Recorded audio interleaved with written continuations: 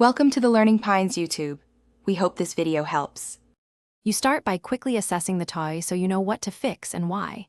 Remove the battery and open the access panel. Take photos of the layout to restore orientation later. Check for obvious damage: stripped gears, disconnected wires, burnt smells. Once done, collect the tools listed and any replacement parts like gears or a new motor. Make sure batteries are fresh so you can test mid-repair. This prevents wasted steps and speeds the process. You now disassemble methodically, keeping parts organized so reassembly is straightforward.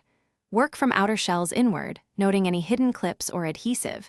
Use gentle force to avoid cracking plastic. Examine gears for missing teeth and shafts for wobble, and test switches and traces with a multimeter to find open circuits. If a solder joint is cold or broken, reflow it. If a gear is worn, replace it. Once you identify the faulty component, plan the simplest fix that restores function. You perform the repair and then reassemble carefully, aligning gears and routing wires exactly as they were. Use the photos you took earlier to confirm placement.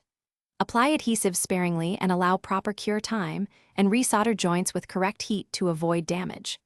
Once assembled, test all functions with fresh batteries and observe for abnormal noise or heat. If it still fails, focus on one subsystem at a time, motor, gears, or electronics, and retest. That isolation tip usually reveals hidden.